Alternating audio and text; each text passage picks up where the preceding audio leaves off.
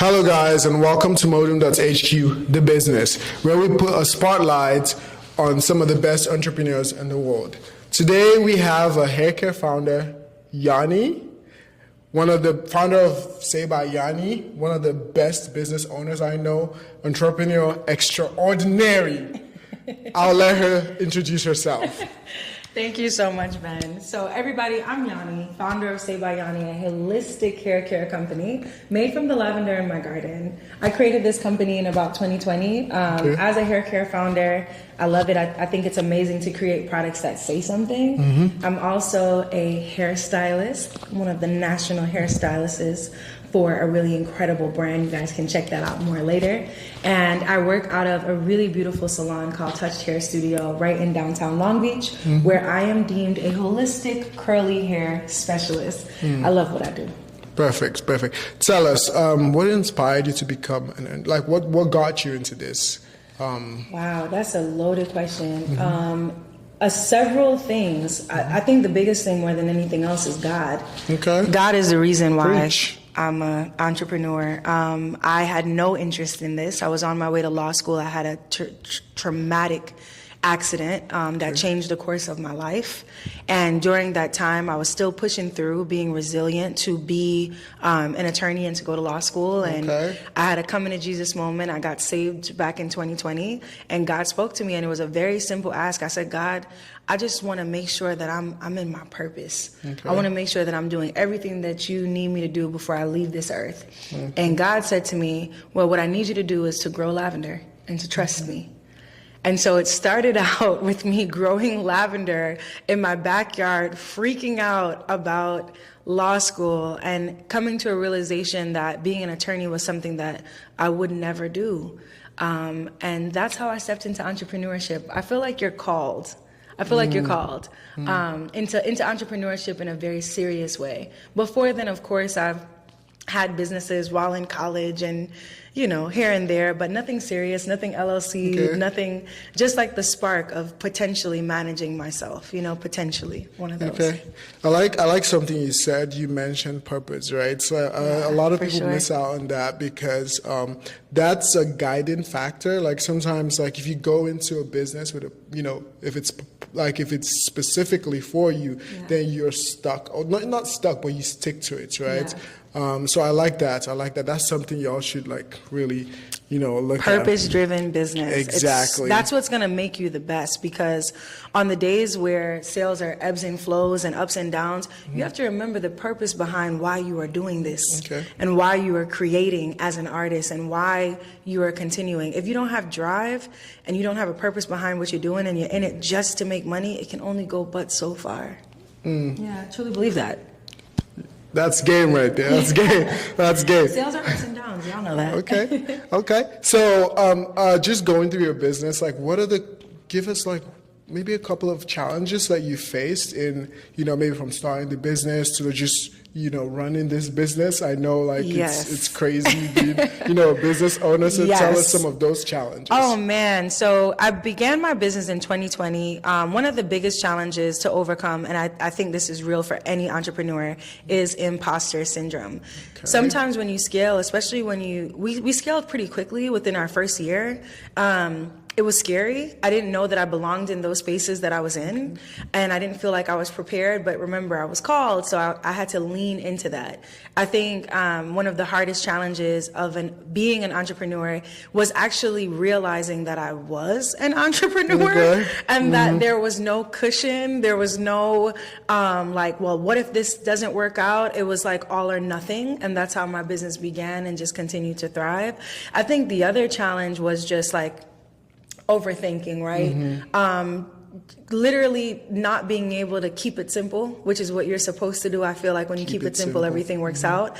When I first started my business, I wanted everything to be perfect. I wanted my packaging to be perfect. I wanted my labels to be perfect. I wanted to get into Neiman Marcus tomorrow. I wanted everything to be right. And I didn't realize how much work, sacrifice, capital it took to actually be where I am today. Right. That makes sense. Like a lot of people start businesses and you want to start moving Amazon. Yes. Right, like right from the start. You have this unrealistic idea. You don't even know how USPS work. They don't talk to you, okay? When you get online, you have to learn all of that stuff. One of the greatest advantages, though, Shark Tank. I learned a lot from Shark Tank. That's a good show. That's a good show. I have something you said like stuck with me: imposter syndrome. Yeah. What's your advice to someone watching right now that's in that position right now? They feel like an imposter, right? What would you tell them? Like, what would you advise them to, like, how to handle that? Yeah, that's a great question. Thanks, Ben. I would tell them to do it scared. Do it scared. Continue to do it. If you are a prayer warrior, pray about it every second of the day. Ben will tell you I am consistently praying about everything. That is the only way that I'm able to make it through. Imposter syndrome is an internal battle. It's something that you have to fix within. It's something that you have to realize, like, hey, I'm destined for greatness. I belong here. And you stand in that power by allowing yourself to just push through the hard moments, push through those negative talk combos. Yeah. So fix the mindset. It starts with the mindset. Yes. It starts with the mindset. So another thing I have like is what advice would you give to anyone starting their own business right now? Get Ben. No, just kidding. No, truly. If you're starting your own business right now in 2024 as an individual without a business partner, because my business partner is the Lord, and Ben at times, for sure, with Modem HQ, is get someone else on your team that you can trust with the things that you have no knowledge about. Okay. And this is like this is a shameless plug, but this is the absolute truth. My business increased once I got with Modem HQ. I was not online. I had already been in retail locations and was doing pop-ups 4 days a week. And I remember meeting Ben and feeling like I was working harder, not smarter. Not smarter. And once I included someone into my company that was able to take over, have a handle on something that I was bad at, like the digital world, I hate it, but I got to get with it. Things started to change and shift and increase for sure. Yeah. That's good. Sometimes we feel like, as business owners, we want to do everything ourselves. Yes, you cannot. You cannot. Hire out. Yeah, you cannot. Get someone to do the things that you hate doing. It'll save you time, money. Yeah, it'll save you. And then you can focus on what you love doing. Like, exactly. Things that will help you get your business to the next level. Yes. Also, one more thing. Fall in love with sales. Fall in love with sales. Mark Cuban talks about how his journey to becoming a billionaire, I believe he's worth $6.9 billion right now, started from his love with sales.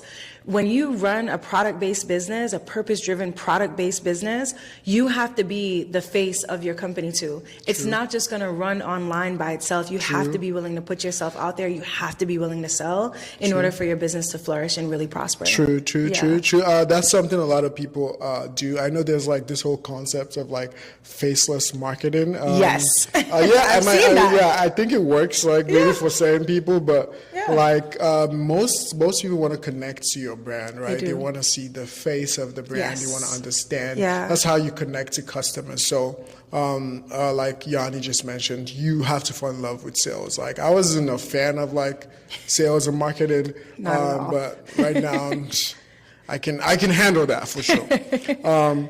So another question I have, like, is there anything you wish you had known before, starting your business, or before, like, how sometimes you start your business and you're like, if I had known this at this point, maybe 3 years in, I would have done this differently. Is there anything you felt like, if I had known before I started my business, I'd be, at a different pace, or maybe something similar to that? Absolutely. I would have taken a course on taxes. I would have taken a course on repayment for self. I would have applied for a loan. I started my business with $186 in my bank account to my name. And we've been able to grow the business since then, thankfully, to where it is now. And if I knew what I knew now, I would have definitely not only been more diligent and steadfast about loans and grants, which was something I tried, but what they don't tell you is it's really hard to get, especially for Black and brown people. Right. So one of the biggest things that I would have done is I would have started crowdfunding the moment I began my business. I would have, my first round of like giving it out to friends and sampling the product and all of that stuff that I did, that bootstrapping work, I would have added a crowdfund to my business because I feel like we would have been able to help offset some of the costs for sure. Okay. She's putting you on game. Yes, crowdfunding. There's something you said that really stuck with me. You started with $186. Yes. There's no excuses. Like a lot of people speak about, I need capital, I need a certain amount of money to start. The more you push this back, the longer it takes generally, right? Like, so start now, start with whatever you have, and then as you grow, you expand. Like, exactly. You know? Because the thing is, like, one thing you cannot, one thing you need to really think about is the earlier you start, the more you learn about your business, the more you define your business. You make mistakes along the way, and in maybe a second year, you're at a different level, right? Absolutely. So that's something I really, really, really agree with. Another question I have right now is, let's go personal, right? Okay. Let's go personal. Personal. So the question is, like, as you know, a business owner, like, you're super busy, you're super focused on, getting to the next step every single time. How has that affected your personal life? How has that affected your relationships and things like that? Wow. Whoo. So heavily, I feel like being a business owner, one, it depends on how big you're dreaming for and what your goals are. But balance is something that I'm learning now after being in the business 3 years in. Okay. My first 2 years was completely sacrificed for business. Like, when I tell you sacrifice, I mean, I'm a hair care founder, I got a hat on because I didn't have time to do my hair because it's boom, boom, boom, boom, boom from 5 a.m. until now, and then an event after this. My life is jam-packed. Another thing that I feel like, does it affect your personal life? 100%. Do you have to start those decisions early to create that balance so that it doesn't? 100%. Are you going to lose some things like friends, people, family members that don't understand you, nail appointments? You will. There's some things that you sacrifice in beginning your business. If you're getting it out of the mud, if you're starting from scratch, there are some things that you're going to have to do. So it heavily did affect my personal life in good and bad ways. Okay. I think the good way was it brought me closer to more like-minded people that were on the same wavelength that can truly help the vision that I want to foster. That's the positive in what you lose. You lose a lot of people that are around you for what you can give them or the value that you can add. You gain a lot of folks because you're so steady that are equally as steady, understanding, and have grace too. That's a perfect answer. It's loaded. I have to run that back later. Okay. Right? It's super loaded. But like my next question is like, and this is different for people, right? But like we just want to see like what you think about this. How do you measure like success of your business? What do you? Good question. How do you measure that? So in order not to fail, I measure success by God's standard. So I ask him, I say, God, how many people were we able to help along the way? When I say I run a purpose-driven business, I help to amplify a place called the Safe Center, LI. When I first began my business, we donated directly to the Safe Center, LI, every portion of the proceeds of every bottle sold. Once that revelation was fulfilled, I was able to get into more of what I want to do. So partnering with other Black-owned businesses, partnering with women-owned businesses, partnering with businesses that deal with education and educational reform and going into public schools. My business success is not measured by the dollar amount. It's measured by the amount of people I'm able to help and the amount of people that I'm able to affect and inspire. The dollar amount changes. You can literally run a 6-figure business and it can change based off of the economy or the month. So I feel like when you hold on to the dollar amount, it's really hard to be happy. Success for me is being able to inspire a generation, being able to cure dermatitis, is being able to help a young lady with psoriasis of the scalp that didn't think that she could ever wear her hair.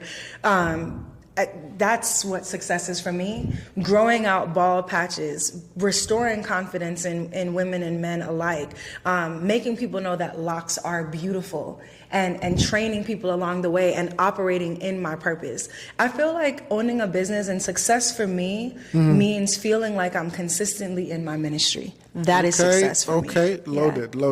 Success. loaded that's success. Ministry. I like that.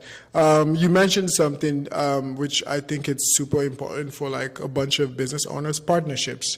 Yes. Right. So what's the influence of partners in your business? And for those like watching this, I'd say, how do you find the best type of partners, like people to work with at any stage, right? One thing that a lot of people get confused about is like, yes, I can't do this alone. I want to like find someone. What's the checklist? Like, what do you look for in a person? And you're like, oh, I could work with that guy. I could work with that lady. Let me tell you my secret sauce. This is like, tell us. Literally like, listen in. I pray about it. Okay. Before moving to LA, I feel like I had the weakest sense of discernment, honestly. Like, I did not know how to discern who belonged and who didn't. Once I moved here, I feel like God gave me that gift. And I have to pray about it. Most of my partners, they come to me, they find me in some natural way. Okay. It's never me seeking. And if it is me seeking, it stems from like a spark of something that I need.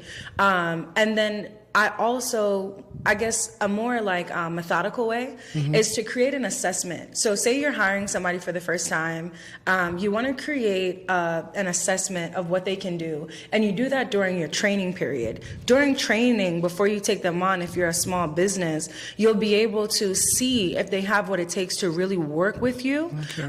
Most people that have approached me, they'll say like, oh my gosh, I want to work with you. I want to work with you. I want to work for you. I want to work for you.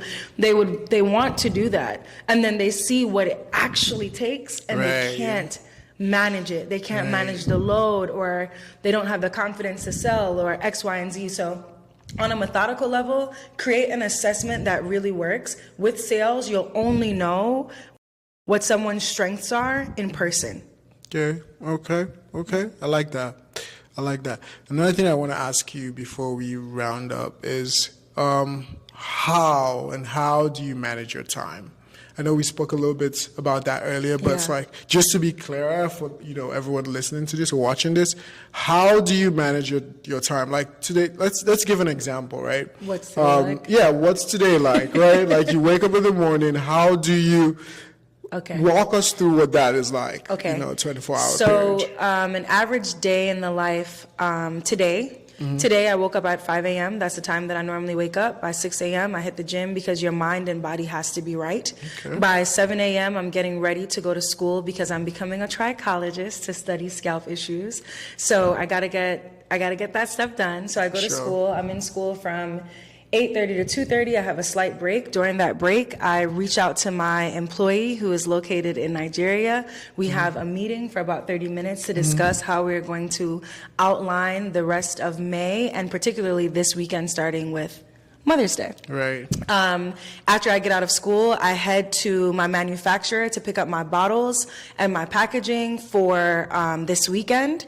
Before I even did that, I forgot to tell y'all, when I first woke up in the morning, the first thing that I did was boiled lavender, because I use fresh lavender every single pop-up for my products, because the date that it begins is how long it takes to spoil. So I have to create fresh lavender before selling, fresh lavender before giving every single time, right? So that's how I began my day. And then after picking up my bottles, I headed over to my home, got ready, and now I'm here. Every day as an entrepreneur changes. My pop-up days are very extensive, but most of my time, they do tell you, you're up at 5 a.m. If you're on the West Coast, you want to be up at 5 a.m. because you want to see what's happening in the stock market in New York.